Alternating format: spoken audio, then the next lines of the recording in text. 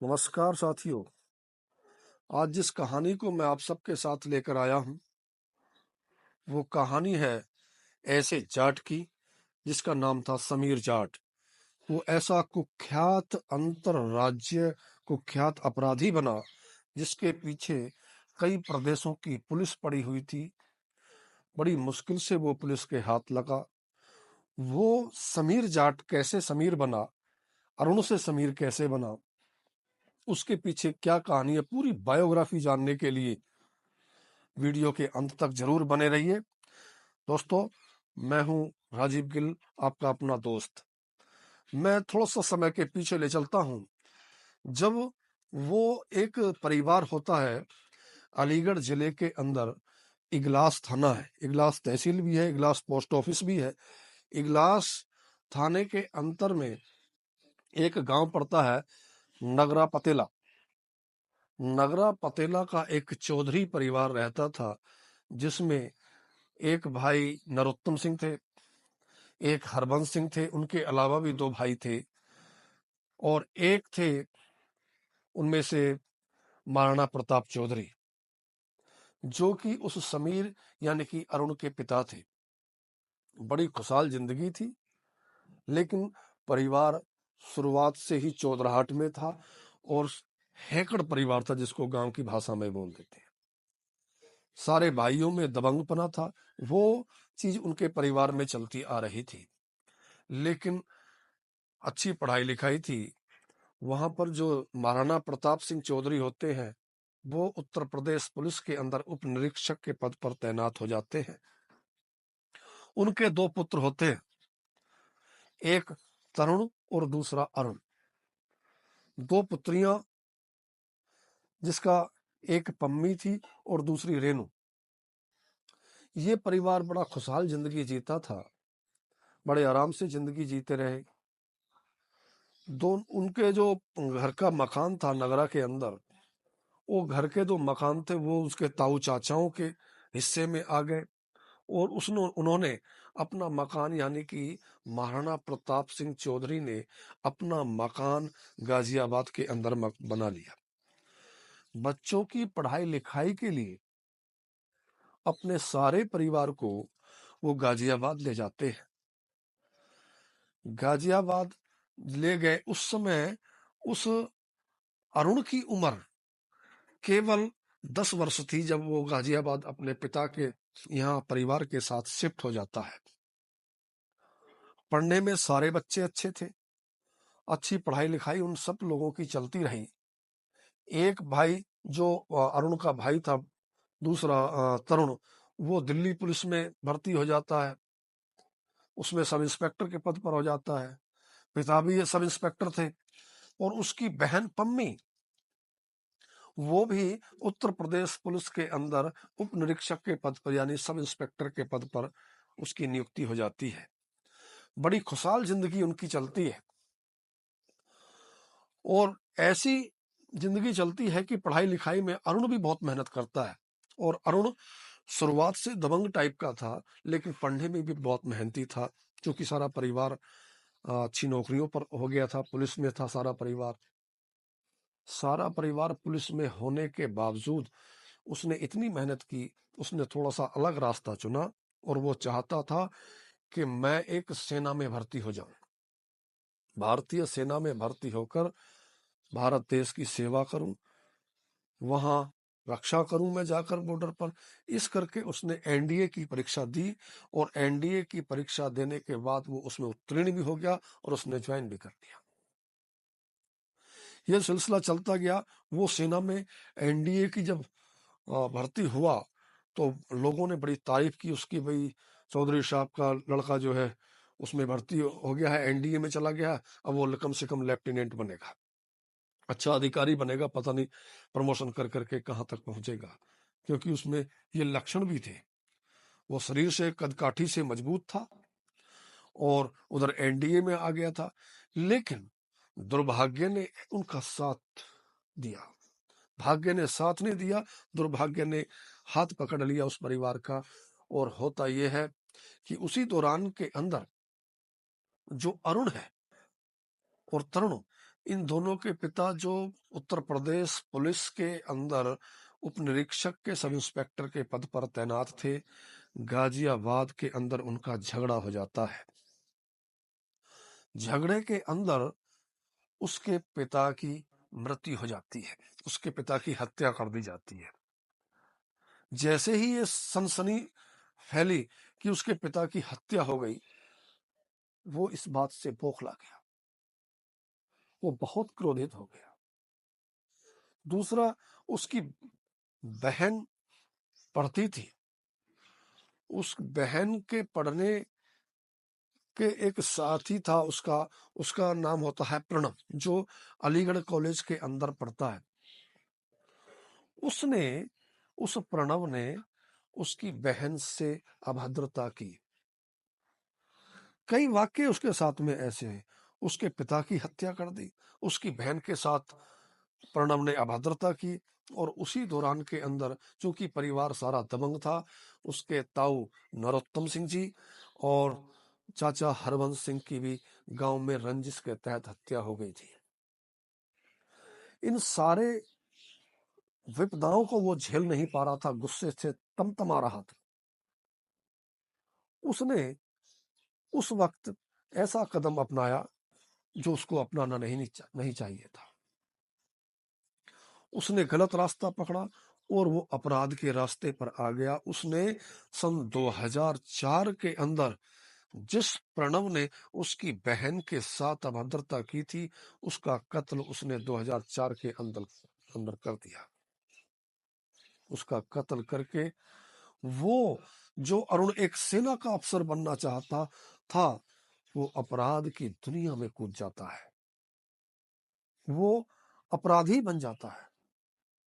Police उसका पीछा करना शुरू कर देती है, लेकिन समय था, वो जब पुलिस से दुबकता था तो दुबकने के लिए उसको रास्ता, उसको पैसा भी चाहिए था, उसको सोसाइटी भी चाहिए थी, क्योंकि जो जिस संगत में रहता उसको वैसे ही लोग मिलते हैं। उन सारी चीजों, पुलिस से बचने के लिए, लोगों को धमकाने के लिए, अपने पिता का बदला लेने के लिए उसने ये रास्ता अख्तियार किया, और वो रास्ता अख्तियार ऐसा किया कि फिर उसने कभी पीछे मुड़कर नहीं देखा। वो इतना दबंग बन गया कि आए दिन उसने अपराध करने शुरू कर दिए। उसने ऐसे अपराध किए कि फिर वो कभी वापस नहीं आया। उसने एक दतिया के एक व्यापारी नरेश शर्मा के बेटे का अपहरण भी किया, और अपहरण करके उससे 1 करोड़ की फिरौती वसूली। वो उसने काम किया। अलीगढ़ के एक वकील के पुत्र की हत्या करके उसकी कार भी लूट ली। और 2006 के अंदर एक पुरानी छावनी में एक भगवान दास कमरिया और था, जो वो उसको समझता था कि ये शायद मेरा प्रतिद्वंदी हो सकता है, ये मेरा दुश्मन बन सकता है, क्योंकि भगवान दास कमरिया भी गैंगस्टर के रूप में जाना जाता था, दबंग था। उसने उसके घर के सामने, उस समीर ने उसकी हत्या कर दी, जो घर के सामने बैठा था। अब वो ऐसा, जो अरुण था, अरुण से वो समीर बन चुका था, समीर जाट के नाम से वो प्रसिद्ध हो गया। उसके अंदर का जाट ऐसा जागा कि एक के बाद एक अपराध वो लगातार करता चला गया। उसका संबंध, उसके साथ में एक और दूसरा जाट मिल गया, जिसका नाम था ब्रजेंद्र जाट, उसको पप्पू भी कहते थे। वो भी उसका अच्छा साथी बन गया, और हर अपराध में उसका साथ देना उसने शुरू कर दिया। उसी इसके बाद 2012 आती है। उनके उसके संबंध एक लड़की से हो जाते हैं, जिसका नाम था मेघा। मेघा से उसका प्रेम प्रसंग चल जाता है, और मेघा से प्रेम प्रसंग होने के बाद उससे वो शादी कर लेता है, मेघा से। लेकिन शादी के 2 महीने बाद ही, यानी कि 25 अगस्त को उत्तर प्रदेश की या मध्य प्रदेश की जो टीमें थी, आगरा की और ग्वालियर की साइड की ज्वाइंट ऑपरेशन के तहत 25 अगस्त को ब्रजेंद्र जाट और समीर जाट दोनों को पुलिस गिरफ्तार कर लेती है। वो एक स्कॉर्पियो गाड़ी से आ रहे थे जिस पर पुलिस लिखा हुआ था। मुखबिर ने किसी ने सूचना दी और पुलिस उनको गिरफ्तार कर लेती है। गिरफ्तार करने के बाद समीर जाट को ग्वालियर जेल के अंदर शिफ्ट कर दिया जाता है। लेकिन जेल के अंदर भी उस समीर जाट का इतना दबदबा था कि सब लोग उससे डरते थे और उसको फोन भी वहां उपलब्ध करा लिए गए।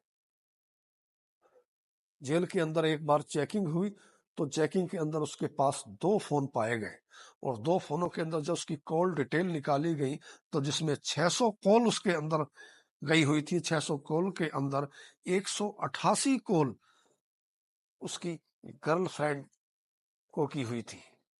ये सारी बातें उसकी चलती रही।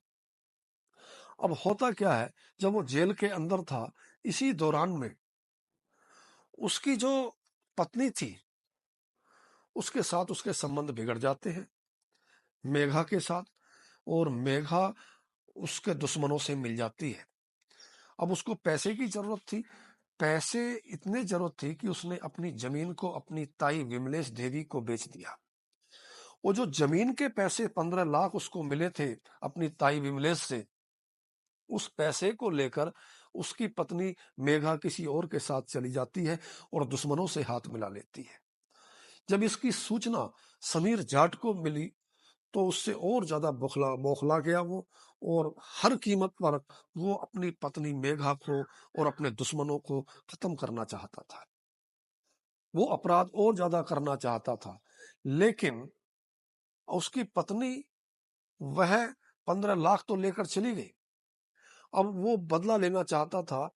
इस करके उसका अगला एक प्रेम प्रसंग और शुरू हो जाता है। अभी उसका दूसरा प्रेम प्रसंग एक और लड़की थी जिसका नाम शोभा था। उसका प्रेम प्रसंग प्रसंग शोभा से शुरू हो जाता है। उसको चिट्ठी पत्री भी वो लिखता है। 2014 के अंदर जब उसकी पेशी के लिए वो आया तो पेशी के समय उसके पास किसी ने साथी ने उसको हथियार दिया और उस हथियार से एक पुलिसकर्मी को घायल करके फायर करके गोली मारकर वहां से वो भाग जाता है। पुलिस उसका बहुत पीछा करती है। वो अपनी जो नई प्रेमिका थी शोभा, उससे काफी चिट्ठी पत्री वो करता रहता है। अब पुलिस उसका पीछा करती है। अब जो वाक्या असली है वो आता है 5 अगस्त का, 5 अगस्त 2014 की सुबह 3 बजे का। वो अपने दोस्त के साथ में आगरा से ग्वालियर की साइड चल देता है। उसके पास काले रंग की पैशन बाइक होती है जिसका नंबर यूपी 85W1232 होता है। जैसे ही समीर जाट और उसका दोस्त ग्वालियर के पास बानमेर के पास पहुंचते हैं तो पुलिस को किसी मुखबिर के द्वारा सूचना मिलती है कि समीर जाट अपने दोस्त के साथ वहां ग्वालियर में प्रवेश करने जा रहा है। पुलिस उसको बानमेर में घेर लेती है।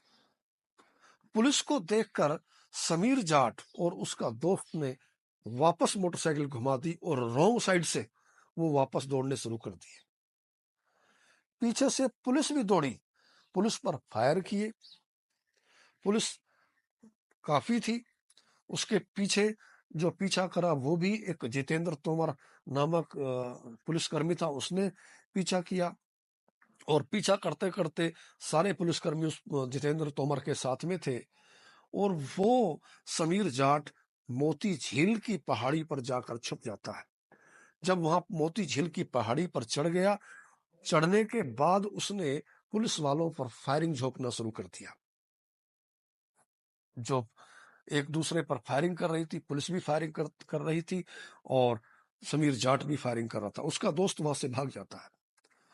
इसी बीच में जो एक सिपाही अनिल राजवत होता है, उसकी गोली उस समीर जाट के कनपटी पर पड़ती है।